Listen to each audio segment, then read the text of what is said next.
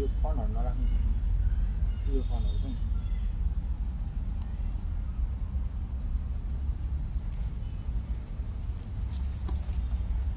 Hello and namaste, this is Rajiv from I'm the Gardener. आज हामी फर्नको बारेमा कुरा गर्नेछौँ. Today we are going to talk about ferns.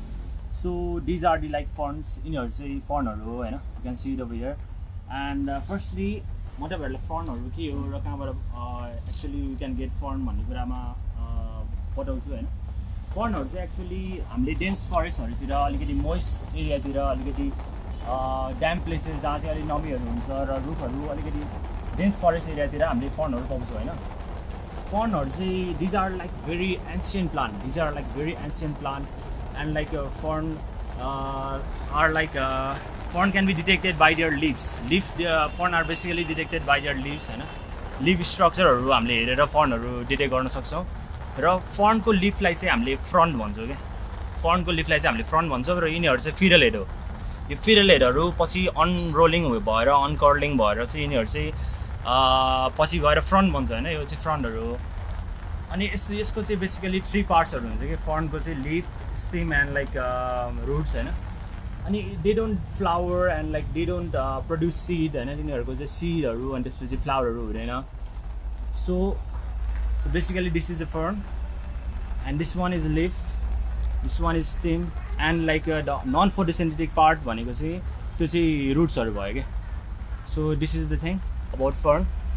अनि fern को चाहिँ why we are talking about fern today is like आज हामी fern को बारेमा किन कुरा गरिरहेका छौं भन्दाखेरि fern हरु एकदम एसेन्शियल प्लान्टहरु हो. बेसिकली ड्युरिङ 1970s अनि 1980s को टाइम तिर चाहिँ NASA in association with associated कन्ट्र्याक्टर्स landscape कन्ट्र्याक्टर्स of अमेरिकाले चाहिँ एउटा रिसर्च गरेको थियो के 1970s 1980s को टाइम तिर. अनि त्यसपछि उनीहरुले आफ्नो रिजल्ट चाहिँ पब्लिश गरेको थियो 1989 मा.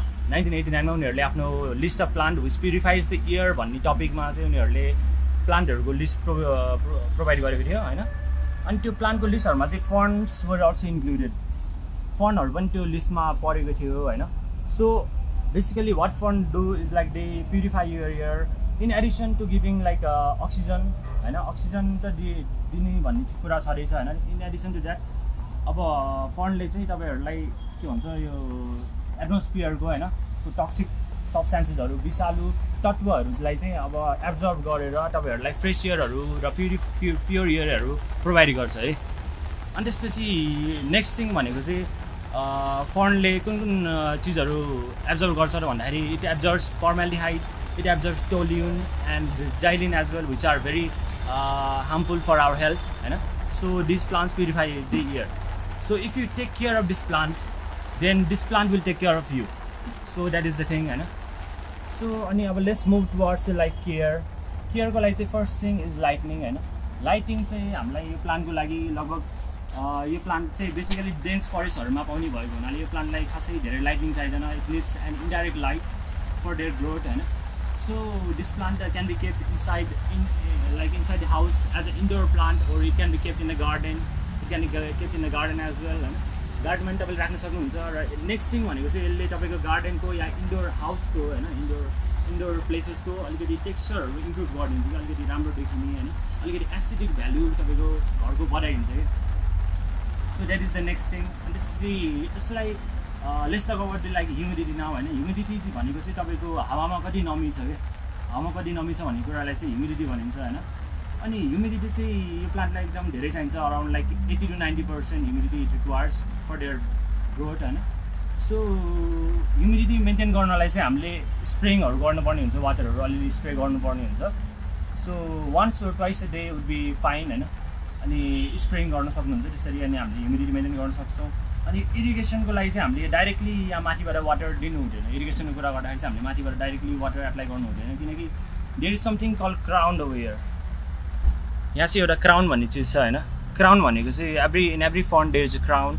सो क्राउनहरु रटिङहरु हुन सक्छ के. क्राउनलाई यो बेसिकली यो फर्नहरुलाई चाहिँ डाइरेक्टली हामीले गर्दाखेरि this black and brown portion are crown हैन. And this one is fiddle head. And fiddle head पछि डेभलप भएर यसरी फ्रन्ट बन्छ, लिफहरु बन्छ हैन. अनि त्यसपछि हामीले नेक्स्ट थिङ भनेको चाहिँ इरिगेसन हो. इरिगेसन चाहिँ हामीले कसरी प्रोभाइड गर्दाखेरि ठिक हुन्छ भन्दाखेरि चाहिँ अब हामीले डाइरेक्ट क्राउनमा हाल्नु भएन हैन. So we need to apply at the corners, हैन हामीले यता कर्नरमा पानीहरु बिस्तारै बिस्तारै अप्लाई गर्नुपर्ने हुन्छ र the upper top layerहरु जब ड्राई हुन्छ नि त्यसपछि you can do the like next irrigation. So that is the thing. अनि त्यसपछि भनेको चाहिँ वाटर भइहाल्यो अनि त्यसपछि रिपोटिङ अनि सोइलहरु के चाहिन्छ भन्दाखेरि यसको सोइल मिडियम प्रिपेयर गर्नलाई चाहिँ तपाईले एउटा पटिङ मिक्स भन्ने एउटा के भन्छ बजारमा पाउनुहुन्छ अनि त्यसमा चाहिँ अब सबस्ट्रेटहरु परलाइट अनि त्यसपछि पिट मस अनि कोकोपिटहरु मिक्स भएर आएको हुन्छ हैन and that would be a very nice medium for a fern to grow हैन अनि त्यसपछि नेक्स्ट थिङ भनेको चाहिँ रिपोटिङ चाहिँ हामीले के हिसाबले हेर्नुपर्ने हुन्छ भन्दाखेरि रिपोटिङको लागि चाहिँ हामीले रुट जोनलाई हेर्नुपर्ने हुन्छ कि रुट जोनहरु यो प्लान्टलाई आफ्टर like 1 year हैन you can like watch the root zone if roots are like coming out of the like these holes यो जुन होलहरु छ नि यहाँबाट चाहिँ लिफहरु इमर्ज आउट भइराछ भने you need to replant it हैन you need to repot it so you can check that every time when you feel like your plant is becoming bulky हैन अलिकति ठुलो भइराछ प्लान्ट अनि त्यसपछि रुटहरु निक्लिराछ भने भन्दाखेरि तपाईले रिपोटिङ गर्न सक्नुहुन्छ so next thing is fertilisation चाहिँ हामीले बेसिकली 3 टाइप्स को म रिकमेन्ड गर्छु हैन त्यो रिकमेन्डेडमा चाहिँ के छ भन्दाखेरि first one is synthetic fertiliser जो चाहिँ केमिकल फर्टिलाइजर पनि हो हैन and next one is like organic fertilizer and the next one is slow release fertilizer अनि फर्टिलाइजर्स एप्लाई गर्ने चाहिँ बेस्ट टाइम भनेको चाहिँ तपाईले स्प्रिङ टु मनसुन हो के स्प्रिङ टु मनसुन हो विन्टरको टाइममा चाहिँ तपाईले फर्टिलाइजेसन कट गर्नुपर्ने हुन्छ फर्टिलाइजेसनहरु दिनु हुँदैन किनकि लाइक स्प्रिङ टाइममा चाहिँ यो plant will go in a sleep mode के यो प्लान्ट चाहिँ अलिकति निदाको जस्तो भइदिन्छ अनि त्यतिखेर फर्टिलाइजरहरु खासै हामीले एप्लाई गर्नु पर्दैन हैन so these are the things and next one more thing you can do with this plant is like you can do grooming of this plant grooming bhaneko chai you can see this plant this fern is called silver lady fern this silver lady fern harma chai यहाँ तपाईहरुले लीफहरु अलिकति burn भएको देख्न सक्नुहुन्छ यो burn भएको reason चाहिँ अलिकति ह्युमिडिटी मेन्टेन नभएर यस्तो हुन्छ हैन तपाईले once or twice a day humid राख्नु पर्ने हुन्छ हैन त्यो यो it's an example of like humidity less हैन सो अनि ग्रुमिङ मा चाहिँ के हो भन्दाखेरि ग्रुमिङ भनेको चाहिँ एउटा it's a type of like intercultural operation that is done with the plant त्यो चाहिँ अब प्लान्टहरुलाई अलिकति मेन्टेन गर्नुपर्ने हुन्छ अलिकति स्याहार गर्ने क्रममा चाहिँ त्यसलाई चाहिँ ग्रुमिङ भनिन्छ त्यो ग्रुमिङ भनेको चाहिँ यस्तो के भन्छ यो के भन्छ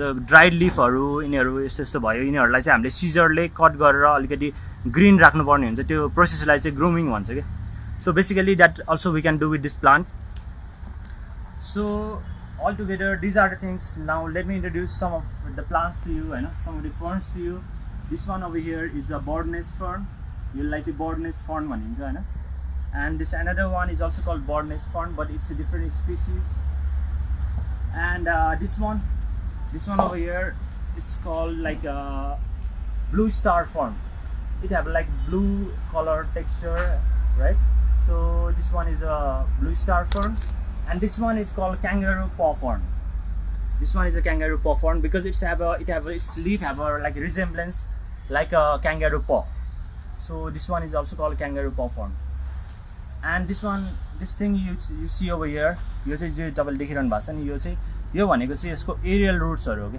this one is a aerial roots हैन यसलाई प्रोपगेसन गर्नलाई बेसिकली यो ब्याक साइडमा चाहिँ हामीले स्पोरहरु पाउँछौं तर यो यसमा चाहिँ स्पोरहरु अहिले डेभलप भएको छैन हैन अनि यसलाई प्रोपगेसन गर्नलाई चाहिँ हामीले यो पार्टलाई चाहिँ काटेर यो लिफ सँग सहित हैन हामीले यसलाई के भन्छ रिपोटिङ गर्यो भने you can grow another fern from this plant so these are the things हैन thank you for your time and you have a nice day do comment us below if you have any queries or questions regarding the ferns and we'll get back to you very soon.